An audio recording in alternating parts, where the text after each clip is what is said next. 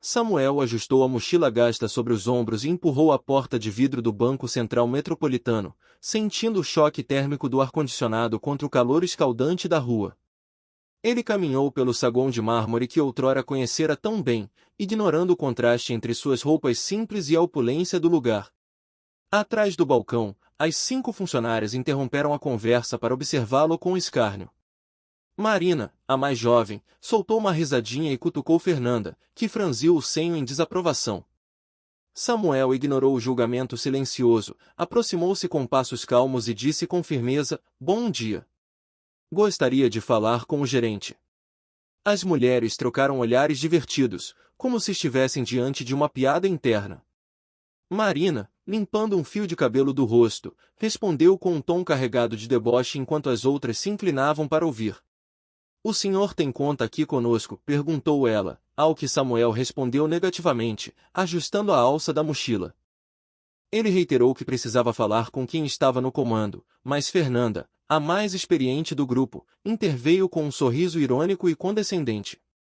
"Senhor, aqui não é o lugar para." "Bem, o senhor entende. Talvez seja melhor procurar assistência social. Eles podem ajudar melhor." O comentário provocou risos abafados entre as atendentes, mas Samuel não se deixou abalar pela humilhação pública. Ele sentia uma mistura de tristeza pela arrogância daquelas jovens e uma determinação que o sustentava há semanas. Ele sabia que seria julgado por suas mãos calejadas e pelo aspecto de sua mochila, mas sua missão era maior que qualquer insulto. Com o olhar fixo em Fernanda, ele declarou pausadamente: "Eu não vim aqui pedir ajuda. Vim reivindicar algo que me pertence." A afirmação audaciosa fez com que Carla, uma loira de postura altiva, se virasse rindo abertamente. "Reivindicar o quê, senhor? O senhor esqueceu alguma coisa aqui?" Samuel manteve a postura ereta e, com uma serenidade que começou a incomodar as funcionárias, colocou sua mochila no chão de mármore. O silêncio começou a se espalhar pelo salão à medida que outros clientes percebiam a tensão do diálogo. "Não esqueci. Nunca esqueci", ele afirmou, olhando para as colunas imponentes do prédio. "Este banco deveria ser meu por direito. Estou dizendo que este banco foi construído com o meu dinheiro, nas minhas terras, e que vocês estão trabalhando no que é meu." Marina soltou uma gargalhada histérica que ecoou pelo ambiente, limpando uma lágrima fictícia do canto do olho diante do que considerava um delírio. Fernanda tentou retomar o controle da situação, tratando Samuel como se fosse uma criança confusa que se perdeu dos pais. Ela explicou que o banco tinha décadas de história e proprietários sérios, mas foi prontamente interrompida pelo homem. "E eu conheço cada pedacinho dessa história, porque eu a vivi", rebateu ele. Débora, que até então apenas observava com ceticismo, decidiu desafiá-lo diretamente, cruzando os braços sobre o balcão. "Tudo bem. Vamos supor que o senhor esteja falando a verdade. Onde estão os documentos, as escrituras? Os comprovantes?" Samuel então se abaixou e abriu a mochila velha. De dentro do compartimento surrado, ele retirou uma pasta de couro antigo, amarelada pelo tempo e com as bordas visivelmente gastas. Ele a depositou sobre o balcão de atendimento como se fosse um tesouro sagrado. "Está tudo aqui", afirmou com a voz grave. "Contratos de fundação, escrituras originais, documentos de registro, tudo." Marina pegou a pasta com as pontas dos dedos, demonstrando total desdém, e comentou que papéis poderiam ser facilmente falsificados hoje em dia. Samuel não recuou e exigiu: "Então, chamem alguém que entenda de documentos antigos. Chamem o gerente. Chamem quem vocês quiserem." A atmosfera de zombaria começou a ser substituída por um desconforto crescente entre as funcionárias, enquanto a fila de clientes começava a se manifestar. Um homem de terno, impaciente com a demora, reclamou em voz alta sobre a atenção dada àquele tipo de pessoa. Fernanda, sentindo a pressão do ambiente, suspirou pesadamente e tentou expulsá-lo. "Senhor, o senhor está causando constrangimento para nossos clientes. Se não tem negócios sérios para resolver, vou ter que pedir para se retirar." Samuel olhou ao redor, vendo desprezo nos rostos alheios, mas seus olhos brilhavam com uma dor profunda e uma força inabalável. Sem se deixar intimidar pela ameaça de expulsão, ele apontou para as cadeiras de couro na área de espera do saguão. Eu vou sentar ali e vou ficar até alguém com autoridade me atender, declarou ele com uma paciência milenar. Marina não perdeu a chance de lançar um último insulto. Senhor, isso não é hotel. Carla completou com crueldade, nem sala de espera para mendigo. Samuel apenas recolheu sua pasta, caminhou até o assento e acomodou a mochila no colo, transformando-se em uma estátua de resiliência enquanto o burburinho de fofocas aumentava ao seu redor. Nervosa com a insistência do homem, Fernanda finalmente cedeu e discou para o ramal interno da diretoria. Doutor Rodrigo, tem uma situação aqui no balcão. Um senhor que está dizendo que é dono do banco. Não, não é brincadeira. Pode descer aqui, por favor. Enquanto aguardavam, Samuel permanecia imóvel. Ele não estava ali por orgulho ou teimosia, ele estava ali porque sabia que, em algum lugar daquele edifício, trabalhava a pessoa mais importante de sua vida, alguém que não tinha a menor ideia da conexão de sangue que os unia ou da fortuna que ele representava. Enquanto as funcionárias continuavam a destilar veneno, sugerindo que ele precisava de tratamento psiquiátrico, Samuel mergulhava em suas próprias memórias. Ele via cada tijolo sendo assentado e lembrava do suor derramado para garantir o futuro da família que tanto amava. Ele era um homem que o tempo parecia ter quebrado, mas seu espírito estava intacto.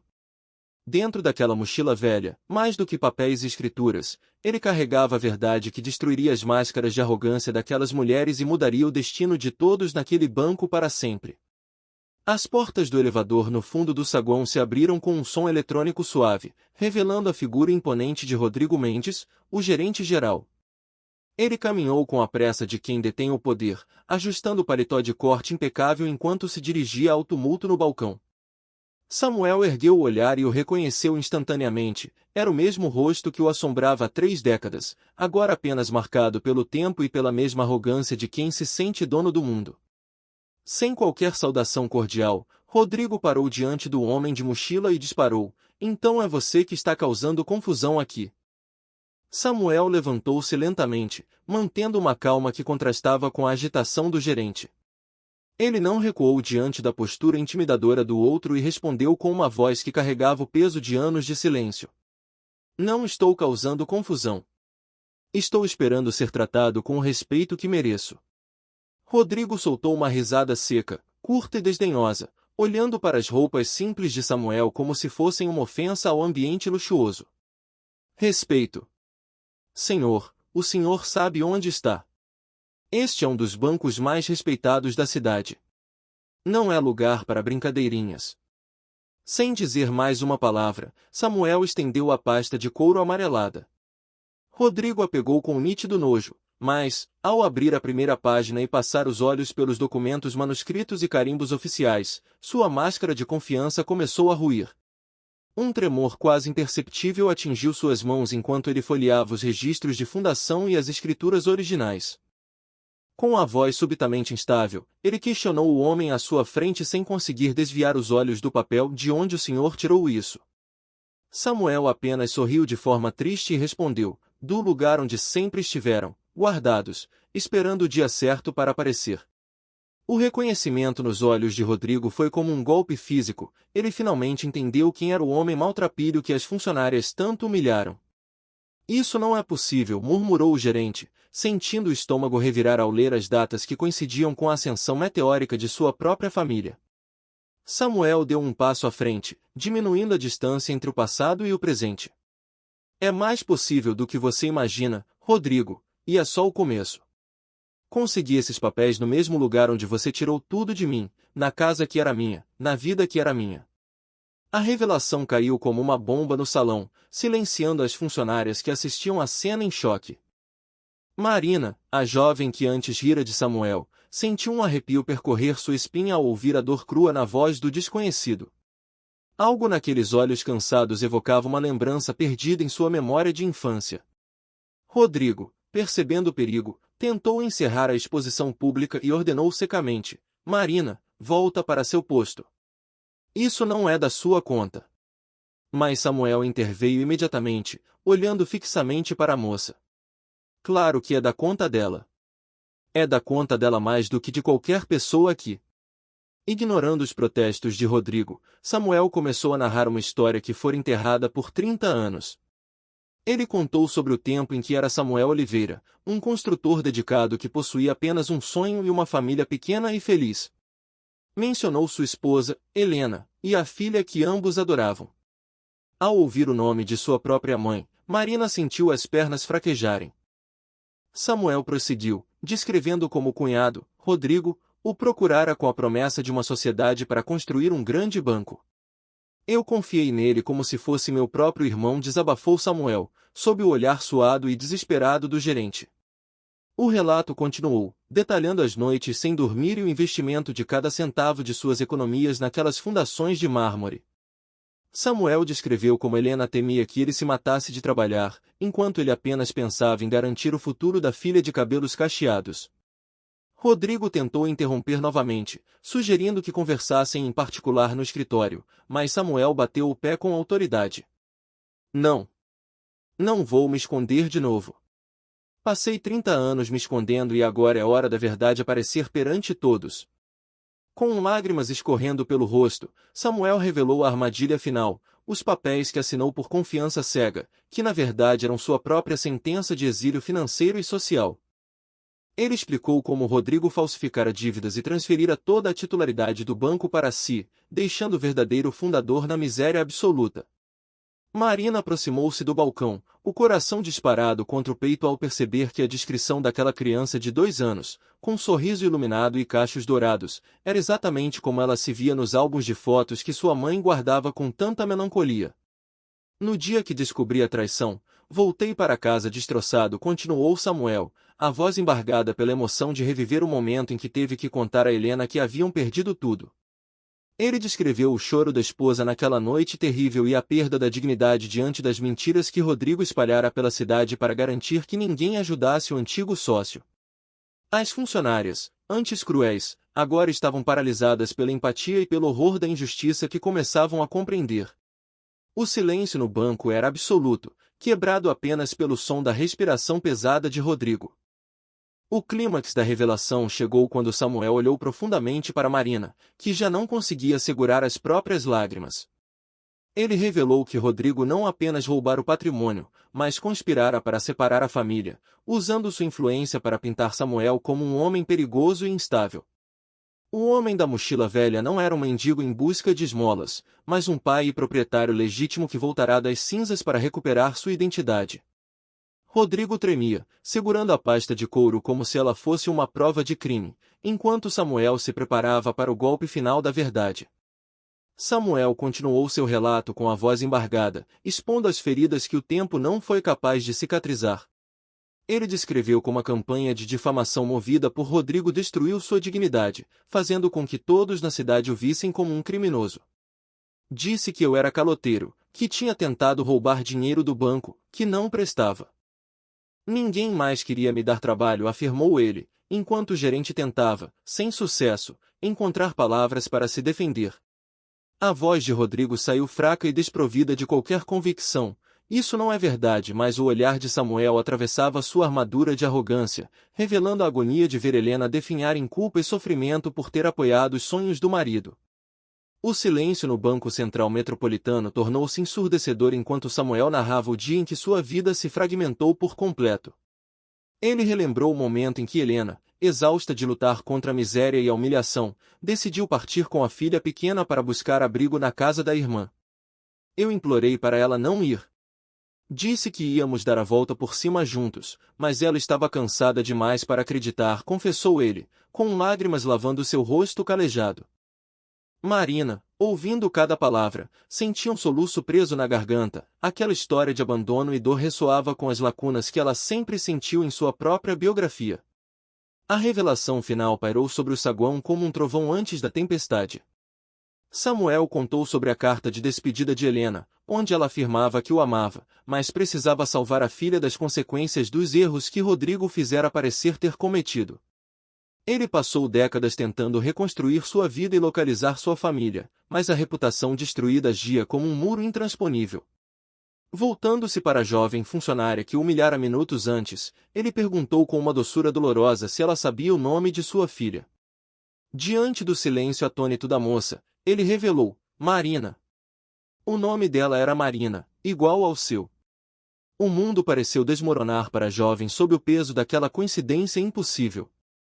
Samuel começou a descrever detalhes que apenas um pai guardaria no fundo da alma: o vestidinho rosa de bolinhas brancas que ela usará no aniversário de 2 anos e o abraço apertado que ela lhe dera gritando por ele.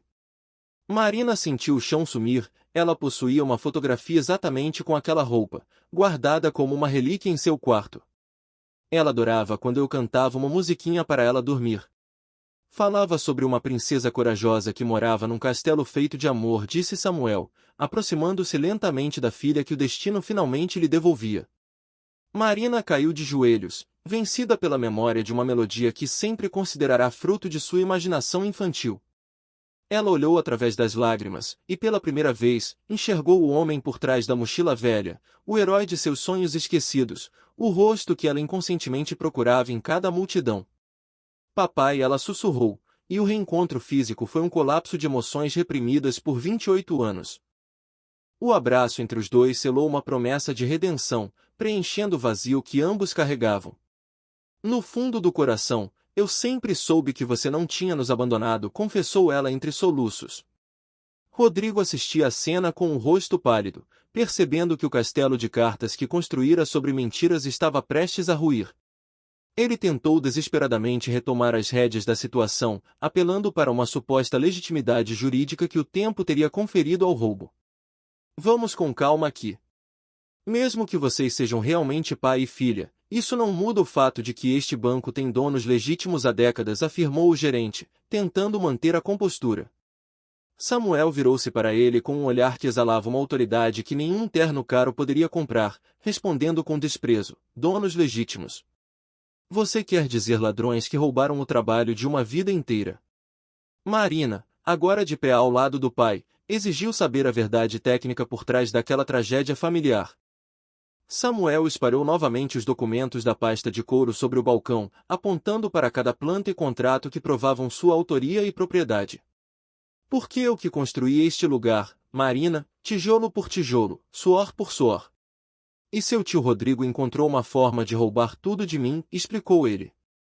A jovem analisou os papéis e reconheceu as assinaturas de Rodrigo cruzadas com as de seu pai, confrontando o tio com uma firmeza que herdara de Samuel. Rodrigo, isso aqui parece real. Estes documentos têm sua assinatura também. Pressionado, Rodrigo começou a gaguejar, tentando minimizar a fraude como se fosse uma questão de negócios antigos e parcerias que mudaram. Ele alegou que as coisas não eram tão simples, mas Samuel o interrompeu com a força de quem não tinha mais nada a perder. Não foi simples quando você falsificou minha assinatura em contratos que me tiraram de tudo. Não foi simples quando você espalhou mentiras sobre mim pela cidade inteira, questionou Samuel. O clima no banco mudou drasticamente. As outras funcionárias, movidas pela curiosidade e pelo senso de justiça, começaram a examinar os documentos por conta própria. Fernanda, a funcionária mais velha que antes fora tão ríspida, observou os carimbos com atenção técnica e confirmou que pertenciam ao cartório antigo da cidade, validando a autenticidade da papelada. Carla, por sua vez, notou que as plantas arquitetônicas detalhavam até as características mais peculiares do prédio, como a coluna imponente na entrada. Gente, olhem isso aqui.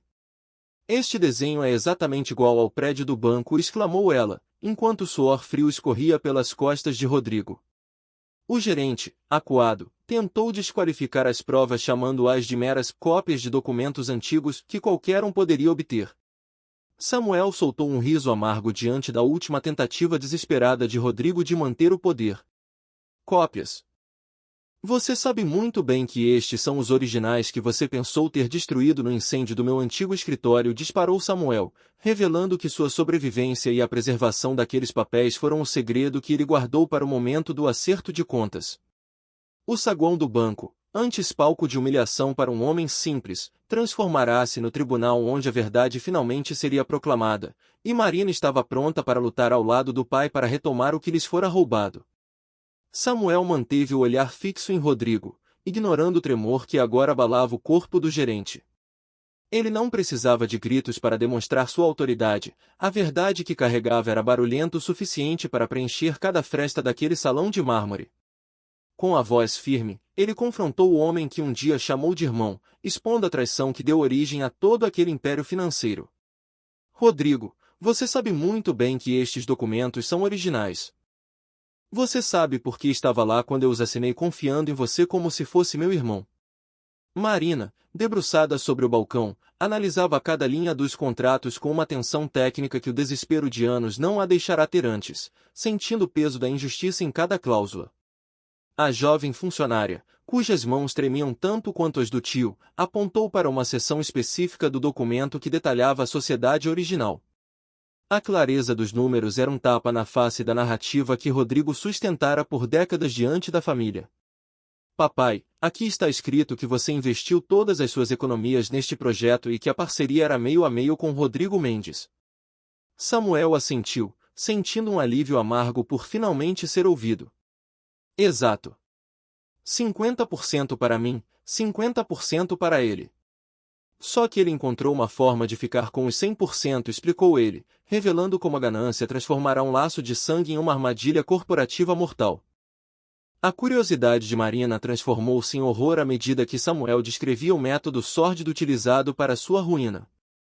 Ele detalhou como Rodrigo criará uma realidade paralela de dívidas fictícias e empréstimos fantasmas, tudo orquestrado para corroer a participação de Samuel até que não restasse nada além de papéis sem valor. Rodrigo criou documentos falsos, dizendo que eu tinha dívidas enormes que precisavam ser pagas com minha parte do banco. Ele inventou empréstimos que eu nunca tinha feito, contas que nunca existiram, disse Samuel. Rodrigo, em um último suspiro de negação, explodiu em uma defesa vazia que foi prontamente silenciada pelo olhar cortante do verdadeiro dono. Débora, que observava a movimentação das datas nos papéis, notou uma discrepância técnica que nem mesmo o mais astuto falsificador conseguirá esconder perfeitamente do tempo. Ela apontou para a diferença entre a data da assinatura de Samuel e o registro da transferência, indicando uma manipulação grosseira que o banco ignorara por conveniência. Gente, tem uma coisa estranha aqui. Este contrato de transferência, a data está diferente da data da assinatura do Samuel. E tem mais, a tinta desta assinatura é diferente das outras. Parece mais nova, observou ela. Rodrigo tentou avançar para tomar o documento, mas foi barrado pelo braço firme de Marina, que agora agia como guardiã da prova. O desespero de Rodrigo tornou-se patético diante da evidência física de seu crime, tentando desqualificar a percepção das funcionárias sob o pretexto de falta de perícia técnica. No entanto, Marina já não aceitava ser subestimada. Não precisamos ser peritos. Qualquer pessoa pode ver que há algo errado aqui, afirmou ela, devolvendo a Samuel o orgulho de vê-la tão combativa. Ele sorriu, lembrando-se da menina questionadora que ela fora, antes que a vida a obrigasse a baixar a cabeça para sobreviver. Você sempre foi inteligente, minha princesa. Mesmo pequena, já questionava tudo que não fazia sentido, comentou o pai, com uma ternura que contrastava com a frieza do ambiente. A conversa então se voltou para o hiato de 30 anos que separara as duas vidas. Marina queria entender o paradeiro do pai, as noites de ausência e o sofrimento que Helena levará para o túmulo. Samuel confessou que nunca parou de procurar, mas que a sombra de Rodrigo era longa e alcançava todos os lugares onde ele tentava se estabelecer. Helena nunca se recuperou completamente do que aconteceu. Ela se culpava por ter acreditado no meu sonho, por ter me apoiado no investimento. Carregou essa culpa até o dia que partiu, revelou ele. Marina chorou ao perceber que a mãe morrera sem saber que o bom homem que tomou decisões ruins era, na verdade, uma vítima de um monstro. Fernanda, sentindo o peso do arrependimento por ter tratado Samuel como um indigente no início da manhã, aproximou-se com uma humildade rara. Ela pediu desculpas em nome de todas, reconhecendo que haviam sido cegas pela aparência humilde daquele homem extraordinário. Senhor, eu peço desculpas pelo jeito que o tratamos quando chegou. Não sabíamos, disse ela. Samuel, demonstrando uma nobreza que as roupas velhas não podiam esconder, respondeu sem rancor, não sabiam por que julgaram pelas aparências. Infelizmente isso acontece muito neste mundo. Ele não buscava desculpas, mas sim a restauração da verdade e do que fora roubado. Rodrigo tentou uma última cartada pragmática, apelando para o crescimento do banco e as responsabilidades atuais, como se o sucesso presente pudesse apagar o crime passado. Samuel, porém, foi implacável ao definir o que realmente significava ter responsabilidade. Tem mesmo. E uma dessas responsabilidades deveria ser com a justiça, pontuou ele. Foi nesse momento que ele revelou o verdadeiro motivo de seu retorno, não era apenas pelo banco, mas por Marina e seu filho Gabriel. Ele sabia das dificuldades financeiras da filha e do tratamento médico de que seu neto precisava, algo que o salário miserável que Rodrigo pagava nunca cobriria. A revelação de que Samuel conhecia Gabriel e acompanhava a vida de Marina de longe, como um anjo da guarda silencioso, foi o golpe final na resistência da jovem. Voltei porque é hora da nossa família ter de volta o que sempre foi nosso. Voltei para que Gabriel tenha o futuro que merece. Voltei para que você não precise mais se humilhar, trabalhando para quem tirou tudo de nós, declarou Samuel. O silêncio que se seguiu foi de uma pureza absoluta, onde o amor de um pai se sobrepôs a décadas de mágoa. Rodrigo, agora apenas uma sombra do homem poderoso que fingia ser, ouviu Samuel exigir a devolução total do que fora usurpado. Marina enxugou as lágrimas, transmutando sua dor em uma fúria justa e necessária. Ela olhou para o tio, que ainda tentava se esconder atrás de termos técnicos e complexidades de negócios, e o calou com a autoridade de quem finalmente descobriu seu lugar no mundo. Pare de me tratar como se eu fosse estúpida. Meu pai acabou de provar que você se apropriou indevidamente do que era dele e você ainda quer fingir que não aconteceu nada, explodiu ela. A dinastia de mentiras de Rodrigo Mendes chegará ao fim naquele saguão, e o Banco Central Metropolitano estava prestes a voltar para as mãos de quem o erguera com suor, sangue e sonhos. Fernanda deu um passo à frente, segurando um dos documentos com uma firmeza que silenciou os sussurros no saguão. Ela trabalhava ali há 15 anos e conhecia cada tique nervoso de Rodrigo, mas nunca o vira tão desestabilizado e pálido. Com o olhar inquisidor de quem exige a verdade, ela confrontou o gerente diante de todos os presentes. Rodrigo, eu trabalho aqui há 15 anos. Nunca vi você nervoso assim. Se não tem nada a esconder, por que não explica esses papéis? Samuel observava a cena em um silêncio digno, sentindo que o peso daquela dor solitária finalmente começava a ser compartilhado com o mundo.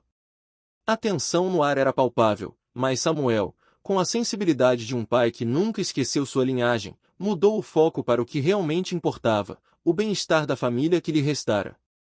Ele olhou para a filha com uma ternura infinita e perguntou sobre o pequeno que motivara sua corajosa incursão ao banco. Gabriel, está bem hoje? Marina sentiu o peito apertar ao lembrar da crise respiratória que o filho sofrerá na noite anterior, revelando que a medicação básica do pronto-socorro já não era suficiente. Precisa de um tratamento especializado que custa uma fortuna, explicou ela, enquanto as colegas ouviam com genuína preocupação. Samuel sentiu a mesma pontada de agonia que o acompanhava em cada noite de vigília silenciosa. Ele revelou que sua motivação para retornar não era a ganância pelo mármore ou pelo prestígio, mas a urgência de salvar uma vida que dependia daquele patrimônio usurpado. Por isso eu voltei. Não podia ficar parado, sabendo que meu neto estava sofrendo, enquanto o dinheiro que poderia salvá-lo estava nas mãos de quem roubou nossa família, declarou ele. Débora, movida por um senso de justiça tardio, olhou para Rodrigo com absoluto desprezo, questionando como ele conseguirá ignorar a miséria da própria sobrinha enquanto lucrava sobre o roubo. Acuado, Rodrigo finalmente explodiu em uma tentativa desesperada de manchar a competência profissional de Samuel, alegando que o antigo sócio tomara decisões arriscadas que quase faliram o projeto original. Samuel, entretanto, não recuou 1 milímetro e rebateu a calúnia com a força de quem assentou cada tijolo daquele prédio. Mentira! Eu investi meu próprio dinheiro. Trabalhei dia e noite para fazer dar certo. E você sabe disso, afirmou ele. Marina, cruzando os braços e assumindo uma postura de liderança que o tio nunca conseguirá exercer de forma legítima, exigiu uma explicação lógica para a exclusão do pai do negócio. Rodrigo tentou sustentar a farsa mencionando dívidas colossais, mas Samuel já estava preparado para desmascarar a fraude técnica que sustentava um império de mentiras. Ele retirou da pasta um documento de empréstimo supostamente feito no Banco Nacional de Crédito e apontou para a data de emissão. Com uma calma gélida, ele expôs o erro fatal do falsificador: o banco citado sequer existia na data do contrato. Como eu poderia ter feito um empréstimo em um banco que ainda nem existia? Questionou Samuel. O silêncio que se seguiu foi ensurdecedor, quebrado apenas pela confirmação de Fernanda de que seu marido trabalhará na fundação tardia daquela instituição. A máscara de Rodrigo caiu por completo, revelando um homem desesperado que tentava justificar o roubo como um ato de salvação do banco. Ele gritou que fizera o negócio crescer e garantirá os empregos de todos, mas Samuel o lembrou do custo humano daquela prosperidade ilícita. Às custas da desgraça da minha família, disse Samuel baixinho, mas com uma intensidade que reverberou por todo o saguão. Carla balançou a cabeça em sinal de negação, indignada com a frieza do homem que as liderava, perguntando como ele conseguirá dormir em paz todos aqueles anos sabendo da destruição que causará. Em um momento de profunda conexão, Samuel compartilhou com Marina como descobrira seu paradeiro. Ele descreveu os meses de trabalho esporádico e a conversa com uma vizinha bondosa, Dona Conceição, que lhe contará sobre as dificuldades de Gabriel e o emprego de Marina naquele exato banco. E quando soube que era exatamente o banco que era meu, que você estava trabalhando no lugar que deveria ser seu por herança, não consegui mais ficar parado, confessou ele. A revelação de que Marina trabalhava como subalterna no castelo que deveria ser seu por direito emocionou a todos, evidenciando a crueldade do destino imposto por Rodrigo. As colegas de trabalho, agora aliadas de Marina, lamentaram não saber da gravidade da saúde de Gabriel, enquanto criticavam os salários miseráveis que o banco pagava. Rodrigo, vendo que a moralidade da situação já estava perdida, tentou se refugiar no argumento da prescrição jurídica, alegando que o tempo apagara os direitos de Samuel. No entanto, o homem da mochila velha sorriu pela primeira vez, revelando que não viera desarmado. Rodrigo, você acha mesmo que eu voltaria aqui sem ter certeza dos meus direitos? Perguntou ele, retirando uma segunda pasta, mais nova e repleta de evidências técnicas contemporâneas. Samuel espalhou sobre o balcão cópias autenticadas, laudos periciais de peritos judiciais renomados e registros de uma investigação patrimonial meticulosa que ele conduzira nas sombras. Ele provou que a luta pela família o tornará mais astuto que qualquer advogado de porta de cadeia que Rodrigo pudesse contratar. Nada é impossível quando se luta pela justiça, e principalmente quando se luta pela família, afirmou ele. As funcionárias examinavam os laudos com assombro, percebendo que estavam diante de uma prova irrefutável de fraude financeira e apropriação indébita que ainda poderia ser punida severamente.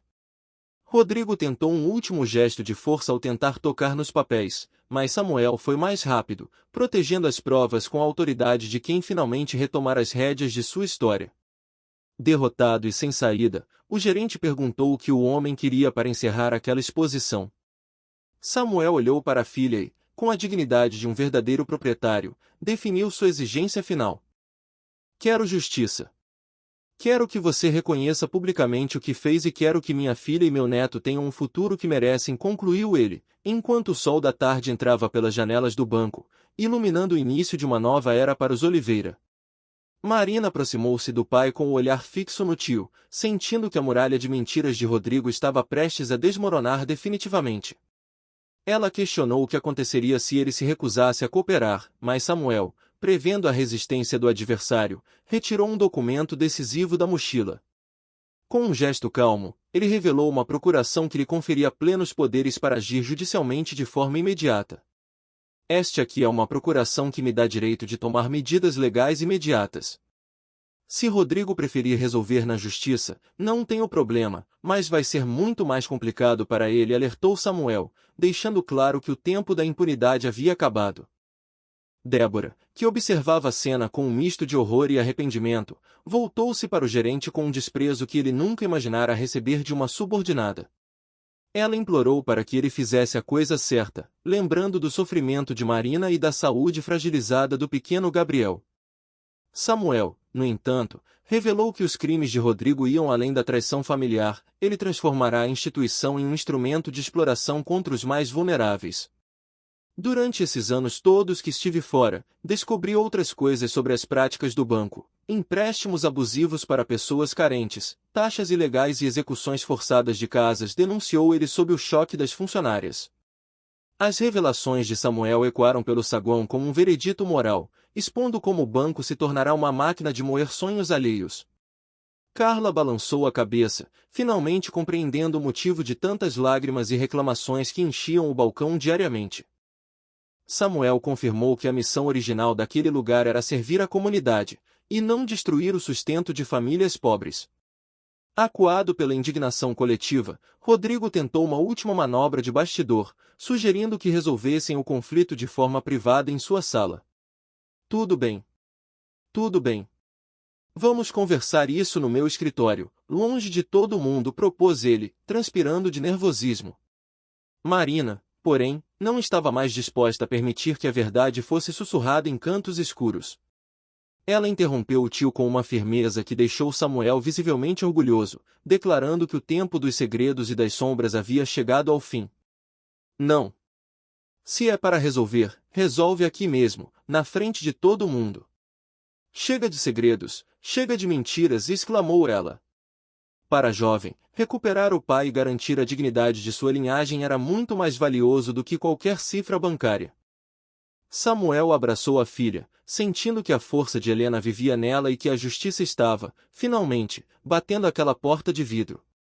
Nesse exato momento, o ambiente foi tomado por uma nova energia quando um advogado, acompanhado por uma equipe de reportagem, entrou no banco. Dr. Marcelo Santos, o representante legal de Samuel, apresentou-se prontamente, enquanto a jornalista Clara Mendonça explicava que viera investigar denúncias gravíssimas de irregularidades. Rodrigo empalideceu ao perceber que o escândalo agora teria alcance nacional. Marina olhou para o pai, surpresa com sua estratégia de trazer a luz do sol para aquele porão de fraudes. Papai, você chamou a imprensa? Perguntou ela, ao que ele respondeu: chamei, minha filha. Chegou a hora da verdade aparecer para todo mundo. Clara Mendonça aproximou-se do balcão, onde os documentos originais e as perícias estavam espalhados como provas de um crime de décadas. Fernanda, movida por uma coragem recém-descoberta, foi a primeira a explicar a situação para a jornalista, apresentando Samuel como o verdadeiro fundador que fora traído pelo próprio cunhado. Samuel não hesitou em expor sua história diante da câmera, detalhando como Rodrigo alterara contratos de forma questionável para usurpar 100% da sociedade. Eu construí este banco há décadas. Investi tudo o que tinha. Meu cunhado Rodrigo era meu sócio, mas ele ficou com tudo para ele, afirmou Samuel, autorizando que cada papel fosse filmado. Rodrigo tentou intervir desesperadamente, alegando que se tratava de uma situação privada entre família que não deveria envolver a mídia. Contudo, Marina explodiu em uma indignação legítima, confrontando o homem que destruíra sua infância e a fizera crescer acreditando em uma mentira amarga sobre o próprio pai. O cinegrafista focou no rosto dela enquanto ela descrevia a dor de ver a mãe chorar todas as noites, consumida pela culpa de ter apoiado os sonhos do marido. Rodrigo, você destruiu nossa família. Você fez meu pai perder tudo, fez minha mãe partir de desgosto e ainda quer dizer que é assunto privado, questionou ela com a voz embargada. A jornalista, visivelmente tocada pelo depoimento de Marina, deu voz à jovem para que ela contasse sua versão dos fatos. Marina explicou a sensação estranha que sempre sentirá trabalhando naquele lugar e como seu coração reconhecer o pai no momento em que ele cruzar a porta naquela manhã. Ela sentia um alívio imenso ao descobrir que as decisões de Samuel não haviam sido ruins, mas sim a índole de quem o traíra. Finalmente entendo por que minha mãe sempre dizia que meu pai era um homem bom. Na verdade, as decisões dele foram boas. Quem tomou decisões ruins foi quem traiu ele, desabafou Marina perante a câmera de Clara. O doutor Marcelo Santos interveio para dar o embasamento jurídico necessário, confirmando que os documentos comprovavam falsificação, apropriação indébita e fraude, crimes penais graves que não seriam apagados pelo tempo. Débora, aproveitando a presença da imprensa, decidiu também romper o silêncio sobre a gestão abusiva de Rodrigo, relatando como ele desprezava os clientes mais humildes e aplicava taxas escorchantes. Senhora Clara, posso falar uma coisa? Sempre achei estranho o jeito que o Rodrigo tratava os clientes mais pobres. Agora entendo tudo. Ele transformou o banco em uma máquina de práticas prejudiciais, denunciou a funcionária. Como prova final da gestão desumana, Débora relatou o caso de uma senhora idosa que quase perderá a casa devido a um contrato com taxas 3 vezes superiores ao mercado. O silêncio que caiu sobre o banco após esse relato foi o prego final no caixão da reputação de Rodrigo Mendes. Marina e Samuel permaneceram unidos, enquanto o advogado e a imprensa documentavam o fim de uma era de tirania. O homem da mochila velha, que entrará sob risadas e deboche, agora era visto como um símbolo de resistência, pronto para retomar o que era seu e curar as feridas de sua família. Carla juntou-se ao coro de vozes que desmascarava a gestão sombria de Rodrigo, revelando que o preconceito era uma ferramenta de trabalho institucionalizada. Ela detalhou como o gerente instruía a equipe a tratar com desconfiança qualquer cliente de aparência humilde, enquanto Fernanda confirmava a negação sistemática de crédito para trabalhadores honestos apenas por não ostentarem roupas de grife. Samuel ouvia os relatos com uma tristeza profunda, vendo o sonho de sua vida transformado em um instrumento de exclusão social. Este banco foi construído para ser diferente.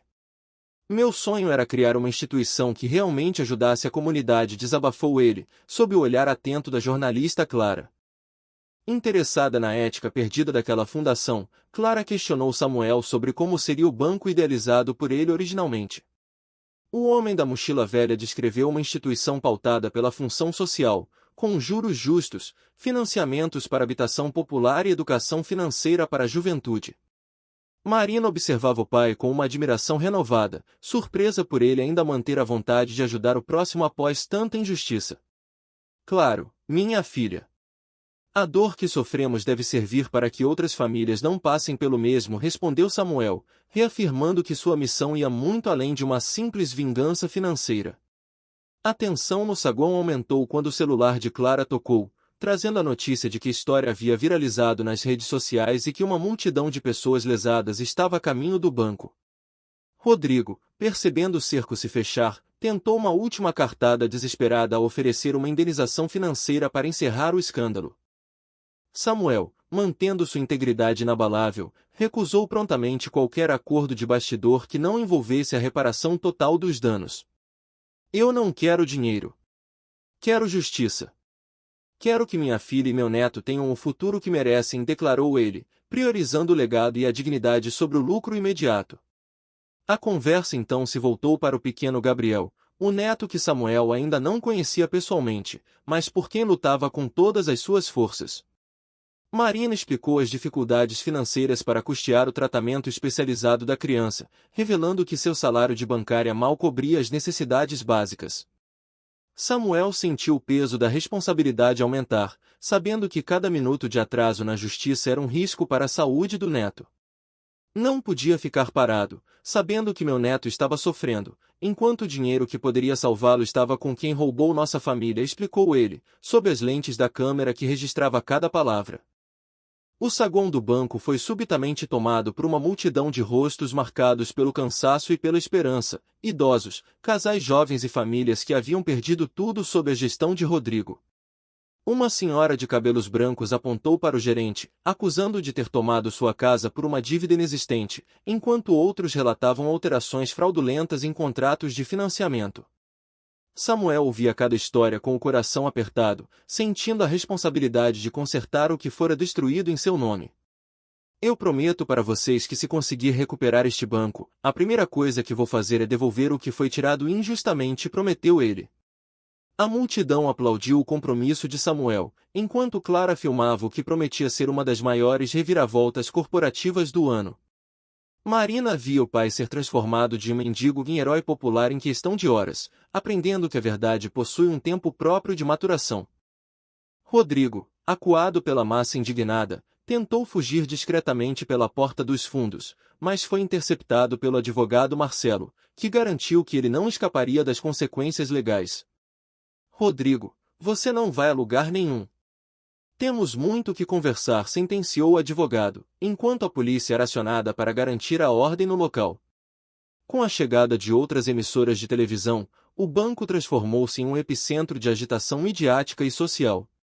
Samuel observava o movimento com um misto de alívio e receio, sentindo o peso de expor décadas de silêncio para o mundo inteiro. Marina, por sua vez, tentava organizar sua vida pessoal por telefone, avisando a babá de Gabriel que chegaria mais tarde naquele dia. Samuel aproximou-se da filha, com o coração acelerado pela possibilidade de finalmente realizar o sonho de conhecer o neto. Marina, você acha que seria possível eu conhecer meu neto hoje? Perguntou ele, com os olhos marejados de expectativa. Marina interrompeu a ligação, emocionada com o pedido do pai, e confirmou que Gabriel precisava conhecer o avô que tanto lutara por ele, mesmo à distância.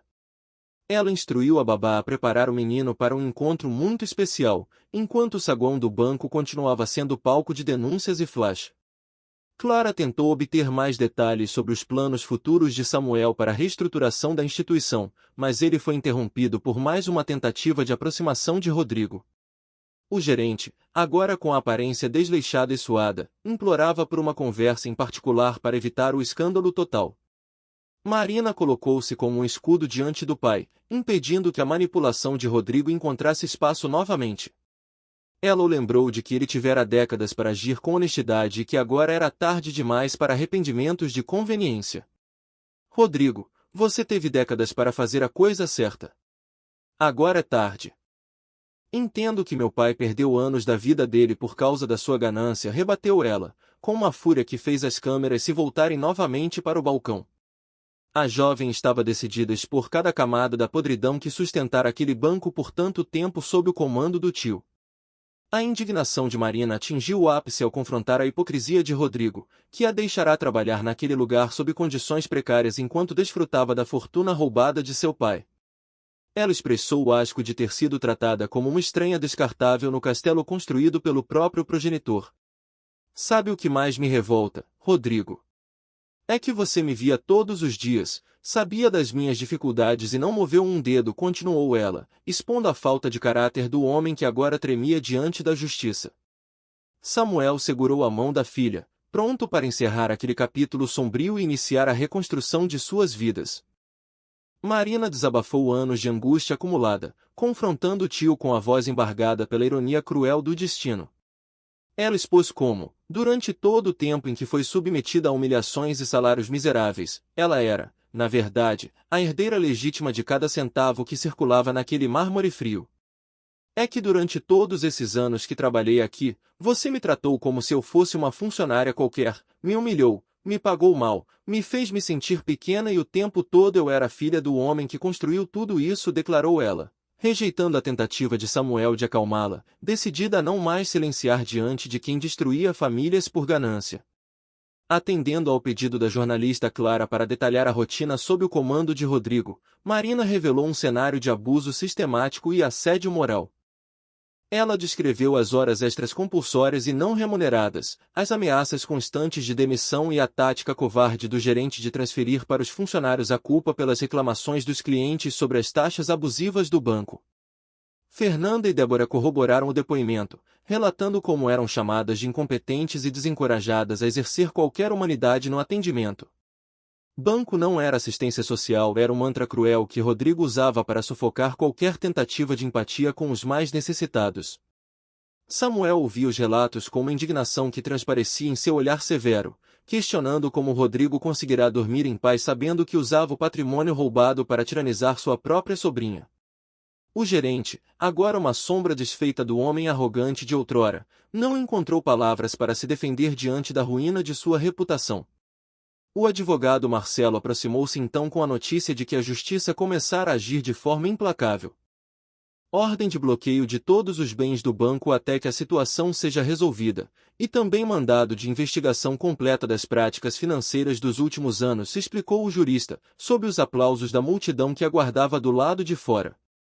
Sentindo que o ambiente do banco já estava saturado de conflitos, Marina sugeriu que partissem para o encontro que realmente daria sentido a toda aquela luta. Ela convidou o pai para finalmente conhecer o pequeno Gabriel, buscando um refúgio de paz em meio ao caos jurídico e mediático que se instalara. Samuel, profundamente emocionado, aceitou de imediato, permitindo que Clara acompanhasse o momento para registrar o lado humano daquela saga de redenção. Pode vir, mas com respeito. Gabriel é uma criança, advertiu Samuel, estabelecendo os limites necessários para proteger a privacidade do neto que ele tanto ansiava abraçar. Durante o trajeto até o prédio simples onde a filha morava, Samuel enfrentou um nervosismo que superava qualquer embate corporativo. Marina aproveitou o silêncio do carro para preparar o pai, descrevendo Gabriel como uma criança brilhante, sensível e que, apesar da saúde debilitada, detestava ser tratada como frágil. Ela revelou que o menino sempre perguntara pelo avô e que, por falta de uma verdade suportável, dizia que ele morava muito longe. E agora vou dizer a verdade, que o vovô voltou para cuidar dele, afirmou Marina, enquanto subiam os degraus desgastados que simbolizavam os anos de luta solitária que ela enfrentará. Ao cruzarem a soleira da porta, o som de passinhos apressados no corredor fez o coração de Samuel disparar. Segundos depois, surgiu um menino de cachos castanhos e olhos curiosos, uma imagem viva da infância de Marina que o tempo não conseguirá apagar da memória do avô. O garoto parou, observando o desconhecido com uma cautela inocente, até que Marina se ajoelhou para fazer as apresentações. Gabriel, lembra que você sempre perguntava sobre seu vovô? Então, este é ele. Este é seu avô, Samuel, disse ela, observando a conexão imediata que começou a se formar entre as duas gerações separadas pela traição. Gabriel analisou o senhor à sua frente com a seriedade típica das crianças que amadurecem cedo devido às provações. Com uma sinceridade que cortou o coração de Samuel, o menino perguntou por que o avô nunca o visitará antes. Samuel ajoelhou-se para ficar na mesma altura do neto, tentando conter o choro enquanto buscava uma explicação que Gabriel pudesse entender. Porque o vovô estava longe, tentando resolver algumas coisas importantes. Mas agora voltei para ficar perto de você, respondeu ele, prometendo silenciosamente que nunca mais permitiria que a distância ou a pobreza os separassem novamente. O clima de desconfiança inicial dissipou-se rapidamente quando Gabriel, com um sorriso iluminado, convidou o avô para ver seus desenhos. O menino correu até o quarto e retornou com um caderno que continha o registro de suas esperanças mais profundas. Samuel pegou o papel com as mãos trêmulas e viu uma figura masculina mais velha desenhada ao lado de Marina e da criança. Mamãe disse que talvez um dia você viesse nos visitar. Aí eu quis desenhar como ia ser, explicou o pequeno, revelando que a presença do avô já era cultivada no imaginário daquela casa muito antes de sua chegada física. Samuel não conseguiu mais segurar as lágrimas e entregou-se ao abraço do neto, sentindo que aquele contato físico era a cura para as décadas de exílio e dor. Ele explicou ao menino que o choro era de felicidade por finalmente conhecê-lo, enquanto Marina assistia a cena com a alma lavada. A jornalista Clara, mantendo uma distância respeitosa, registrava o momento que transformaria a denúncia de corrupção em uma história de amor e restauração familiar. Eu também estou feliz. Sempre quis ter um vovô, sussurrou Gabriel, aninhado no peito do homem que moveria céus e terra para garantir sua saúde. Olhando para a filha em busca de encorajamento, Samuel começou a explicar a Gabriel que sua volta traria mudanças fundamentais para a vida deles e de muitas outras pessoas. Ele prometeu ao neto que cuidaria de seu tratamento e que transformaria o banco, antes símbolo de opressão, em um centro de auxílio para crianças que enfrentavam desafios semelhantes. Vovô vai transformar um lugar muito importante numa casa que ajuda crianças, concluiu ele, desenhando um futuro onde o patrimônio recuperado serviria finalmente ao propósito nobre de curar, proteger e honrar a memória de quem nunca desistiu de lutar pela verdade. Samuel sorriu através das lágrimas ao ouvir o pedido inocente de Gabriel, sentindo que a pureza daquela criança era o combustível necessário para a nova jornada que se iniciava. Ele abraçou o neto com força, selando um pacto de cumplicidade que atravessaria gerações. Claro que pode, meu netinho. Você vai ser o ajudante mais importante do vovô, respondeu ele, compreendendo que cada noite de frio e cada humilhação sofrida no passado haviam valido a pena para culminar naquele momento de redenção. Gabriel, com os olhos brilhando de esperança, perguntou se agora seriam uma família de verdade, ao que Marina respondeu que sempre foram, mas que agora estavam finalmente completos. Uma semana após o embate épico no saguão, o cenário transformará-se completamente. Samuel acordou em seu novo apartamento, sentindo o pulsar da cidade não mais como um estranho, mas como alguém que retomara seu lugar por direito. O telefone tocou com a voz de Marcelo, o advogado, trazendo a confirmação que a alma de Samuel ansiava: a justiça oficializar a posse do banco em seu nome. Samuel, tenho boas notícias. A decisão judicial saiu. O banco é oficialmente seu, anunciou o jurista, detalhando que Rodrigo responderia criminalmente por fraude e apropriação indébita, com todos os seus bens bloqueados para ressarcir as vítimas.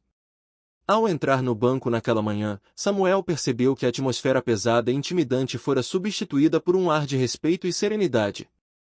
As funcionárias, antes cúmplices involuntárias de um sistema opressor, agora o saudavam com sinceridade. Marina chegou pouco depois, trazendo Gabriel, que exibia orgulhoso um novo desenho onde famílias felizes e crianças sorridentes substituíam a tristeza das ilustrações anteriores. Vovô, olha o que eu fiz para você. É um lugar onde as pessoas ficam felizes, não tristes, disse o menino. Samuel abraçou o neto, maravilhado com a sabedoria infantil que resumia perfeitamente sua nova missão de gestão. Marina aproximou-se do pai para dar a notícia mais importante do dia: a consulta com o melhor especialista da cidade para o tratamento de Gabriel estava confirmada. Samuel não hesitou em garantir que o neto teria acesso a tudo que a medicina pudesse oferecer, independentemente do custo. Enquanto isso, Fernanda aproximou-se com uma pilha de documentos que revelavam a extensão das práticas abusivas da gestão anterior. Fernanda, quero que você cancele todos estes contratos. Vamos renegociar tudo de forma justa, ordenou Samuel, ignorando o alerta da funcionária sobre o suposto prejuízo financeiro que tal medida causaria à instituição. Para Samuel, a verdadeira contabilidade de um homem não se resumia a lucros trimestrais, mas à integridade de sua conduta perante a sociedade. Ele reafirmou que o maior prejuízo seria continuar destruindo o sustento de famílias trabalhadoras para acumular uma riqueza manchada de lágrimas. O prejuízo maior seria continuar destruindo famílias. A partir de hoje, este banco vai funcionar de forma diferente, declarou ele, pouco antes de a jornalista Clara chegar com sua equipe para documentar a histórica transição de comando e a nova filosofia ética que passaria a reger o Banco Central Metropolitano. Subindo ao palanque improvisado no salão principal, Samuel pediu a atenção de todos os clientes que aguardavam atendimento. Com a voz firme de quem conhece a dor da injustiça, ele se apresentou não como um novo dono, mas como o fundador que retornará para corrigir os rumos de sua criação. Meu nome é Samuel Oliveira e eu sou o novo, na verdade, o antigo dono deste banco. Quero pedir desculpas em nome da instituição e prometer que este banco vai trabalhar para vocês, anunciou ele, gerando um murmúrio de surpresa e esperança entre os presentes que tanto haviam sofrido com as taxas abusivas. No meio da multidão, uma voz familiar se ergueu. Era a Dona Conceição, a vizinha de Marina que, sem saber, fora a peça-chave para o reencontro da família Oliveira. Ela relatou o desespero de ter perdido sua casa por causa de um empréstimo cujas taxas se tornaram impagáveis. Samuel, reconhecendo a mulher que o ajudara em sua busca silenciosa, emocionou a todos com uma promessa de reparação imediata. A partir de hoje, a senhora não deve mais nada para este banco.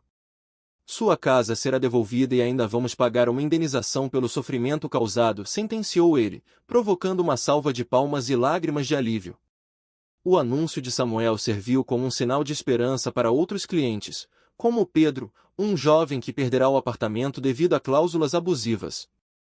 O novo proprietário garantiu que cada caso seria revisado meticulosamente, tratando a reparação de injustiças como o investimento mais valioso que o banco poderia fazer.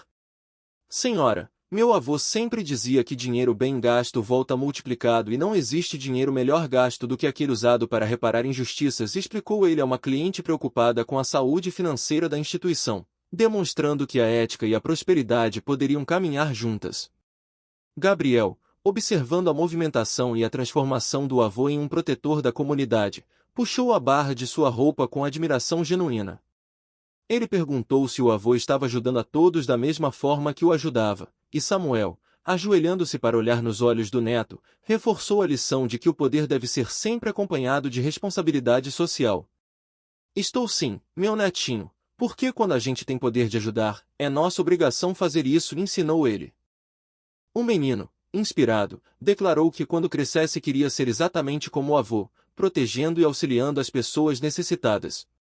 Clara, a jornalista que acompanhará toda a jornada desde a entrada triunfal de Samuel com sua mochila velha, aproximou-se para concluir a entrevista sobre os planos futuros.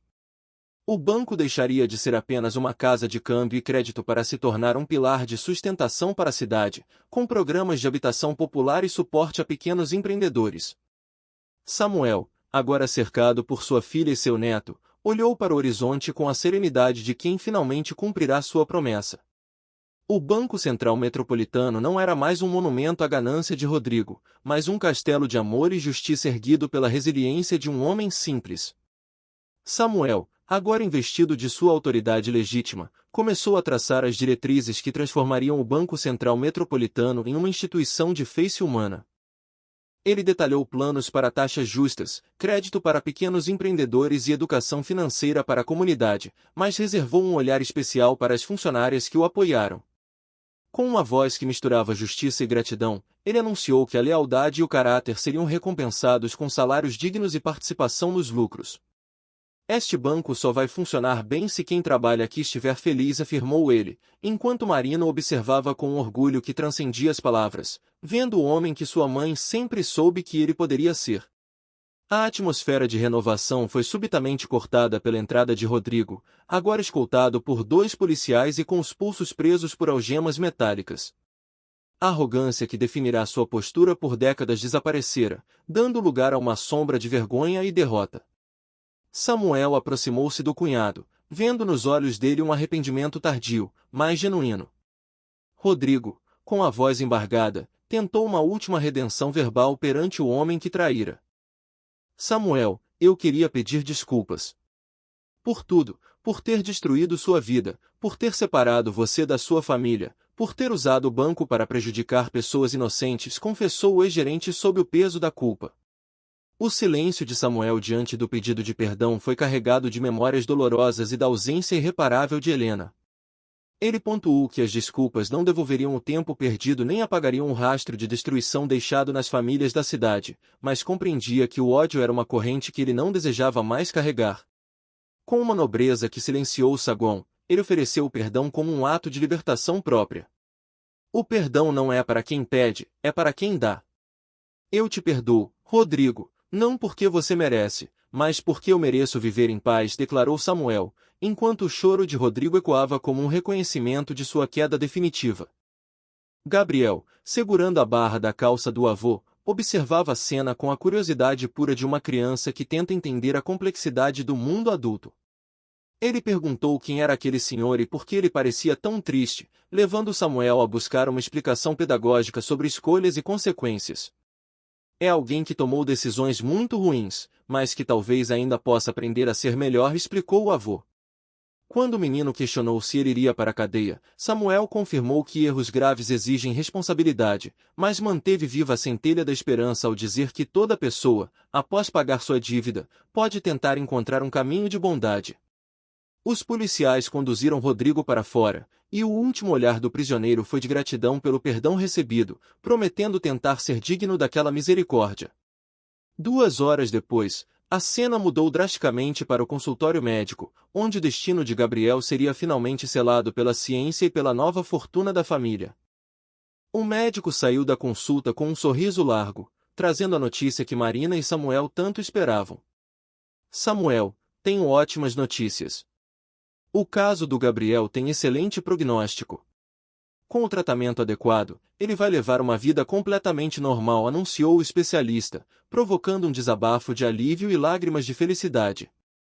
Marina abraçou o pai e o filho, sentindo que o principal objetivo daquela luta épica fora plenamente alcançado.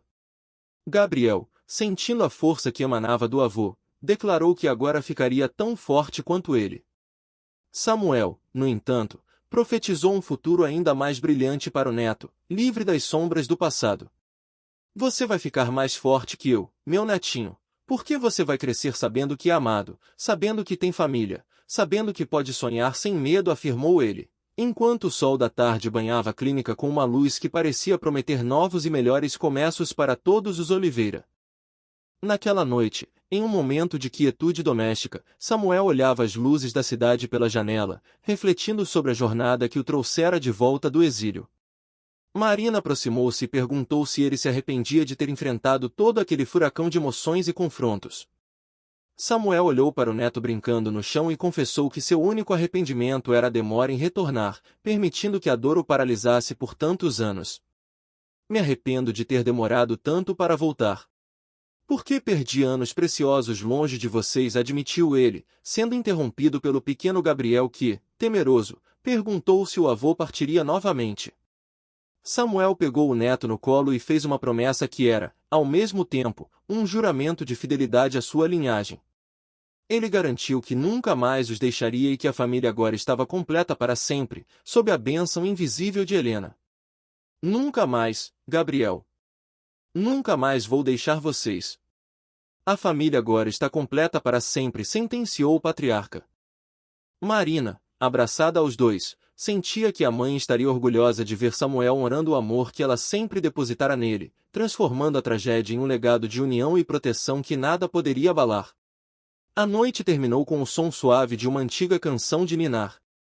Gabriel pediu a história da princesa corajosa, e Samuel começou a cantar a mesma melodia que embalara a infância de Marina, agora adaptada para incluir o neto na narrativa de amor.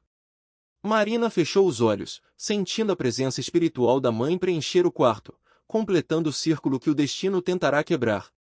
Vovô, conta aquela história da princesa corajosa, pediu o menino antes de bocejar, entregando-se ao sono seguro nos braços do homem que movera montanhas para que ele pudesse simplesmente ser uma criança saudável.